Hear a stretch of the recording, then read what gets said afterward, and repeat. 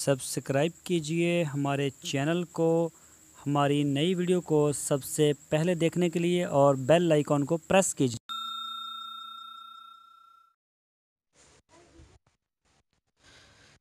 बिस्मिल्लाहिर्रहमानिर्रहीम। अस्सलामु अलैकुम मेरे दोस्तों, क्या हाल चाल हैं। मैं उम्मीद करता हूं कि मेरे तमाम दोस्त खैरियत से होंगे। तो दोस्तों, हमारी दुआ है अल्लाह ताला आप सब के दिल की जो नेक ख्वाहिशात हैं उनको पूरा फरमाए और आप सब के जो भी कारोबार हैं, काम हैं, उनको दिन दुगनी और रात चुगनी तरक्की नसीब फरमाए। तो दोस्तों, आज हम बात करेंगे बकरी के लिए एक देसी नुस्खा है। अगर बकरी को खांसी हो जाए, ये नुस्खा आप भेड़, बकरी, उनके बच्चे और गाय भैंस के लिए भी इस्तेमाल कर सकते हैं। बहुत ही प्यारा है आज का हमारा नुस्खा। तो इसके ऊपर हम बात करेंगे पूरी डिटेल के साथ। आपने वीडियो को एंड तक देखना है, इंशाल्लाह आपको इससे काफ़ी नफ़ा होगा। तो सबसे पहले मैं अपना तारफ़ करवा दूं। मेरा नाम है तारक चौधरी और आप देख रहे हैं हमारा यूट्यूब चैनल DGF। तो दोस्तों, आपसे रिक्वेस्ट है आप हमारे चैनल को सब्सक्राइब लाजमी करें, हमारी वीडियो को लाइक करें, अपने फेसबुक और व्हाट्सएप के ग्रुप्स में लाजमी शेयर करें। तो चलते हैं अपने असल टॉपिक की तरफ।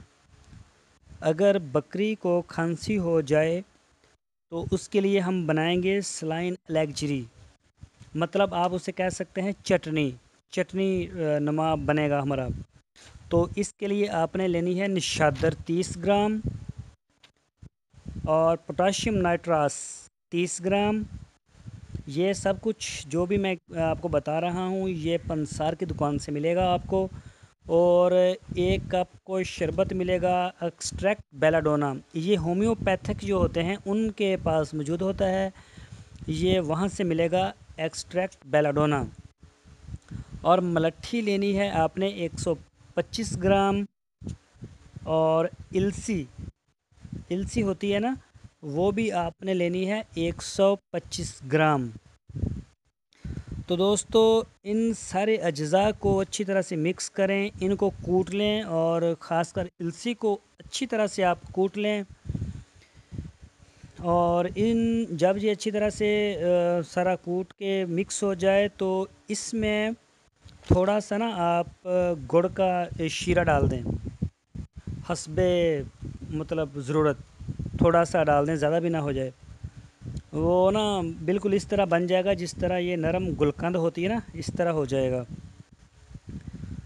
तो इसको जब ये इसमें शीरा भी डाल दें, इसको मिक्स कर लें और मिक्स करने के बाद इसको आप किसी मिट्टी के बर्तन में डालें इस सारे मटेरियल को जो चटनी तैयार की है, या इसको आप डाल दें शीशे के बर्तन में या फिर चीनी के बर्तन में। इसको स्टील, सिल्वर या लोहे के बर्तन में ना डालें।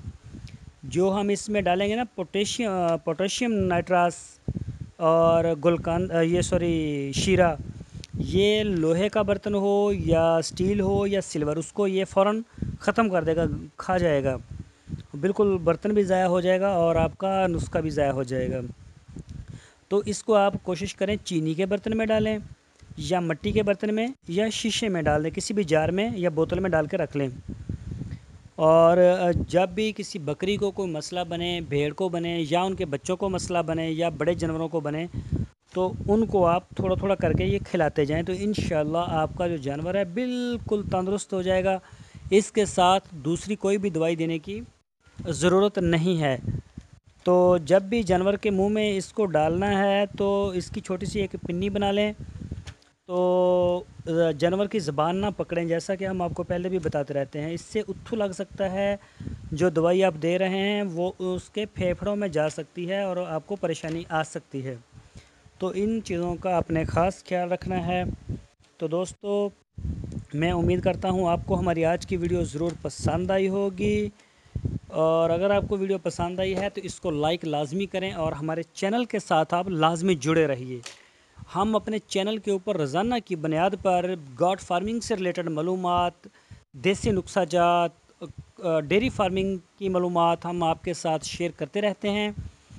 तो इंशाल्लाह आपको इससे काफ़ी फ़ायदा होता रहेगा और आपका कारोबार भी अच्छा चलता रहेगा।